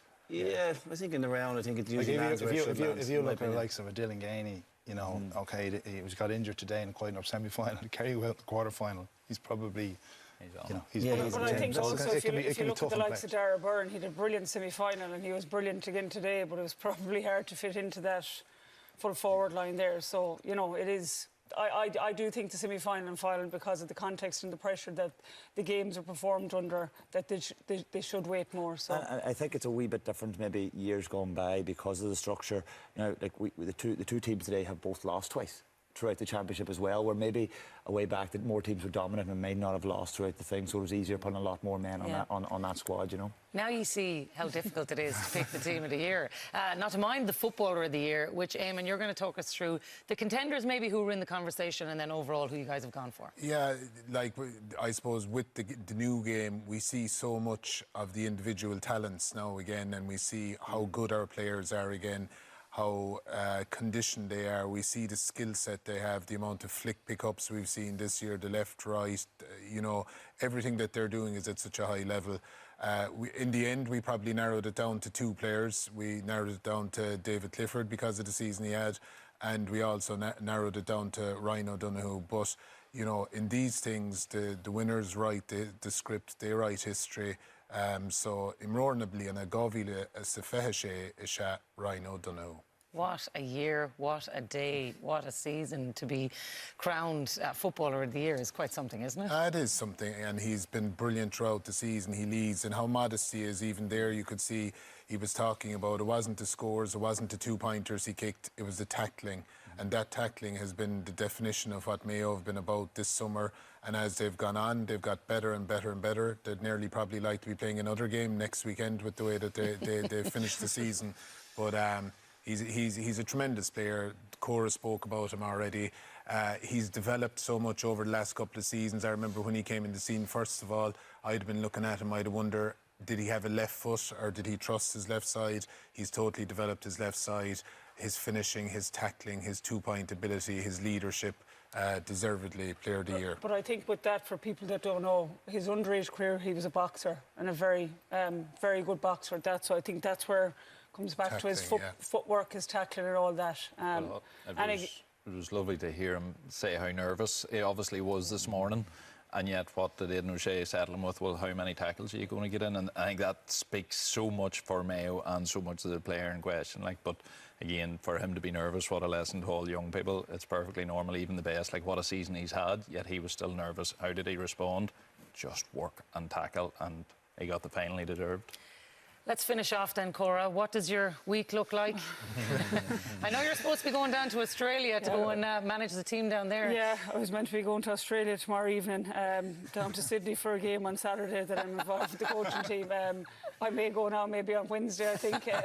Not too fully sure yet, but I suppose, I'll head off for a few quiet drinks, I'm sure, after the show now. And, certainly back to Castlebar. And again, I suppose when you're in Mayo and we're in build-ups to All-Irelands over the years, certainly 2012, 13, and even when I was 96, 97, we always wonder what it'll be like to win. And we always wonder what the homecoming will be like. We've now seen what it's like to win in Croke Park, so I suppose what it'll be like to come home, as I said, whichever way they come back to Mayo. I presume it'll be through either Ballahadreen or Ballyhonus. That'll be the conundrum, Andy's town or Jack Coyne's town. But when they get back to, I suppose, the county town of Castlebar, what it'll be like. There's talk in WhatsApp groups that'll be 50, 60, 70,000 at it. The McHale Park won't be big enough. And Wow. I'd say you'll have every neutral outside of Mayo there tomorrow night. So it's going to be very, very special scenes and for everyone, from young and old, and memories that will last a lifetime. Well, I'm told Castlebar 5:15, that's where you want to be. They say to win just once. They've done it once now. Who knows where they will leave it. But we're going to have to leave it there for tonight, Cora. Enjoy your week. My thanks to Cora, to Eamon, to Mark, to Kieran, to Paul, to Enda, and to all of our football pundits right throughout the season. I think it's been one of the best years for sure. A fantastic season, though, that ends with Mayo being crowned the All-Ireland champions. Don't forget, we will do it all again next Sunday for the ladies' football final between Kerry and Galway. See you then.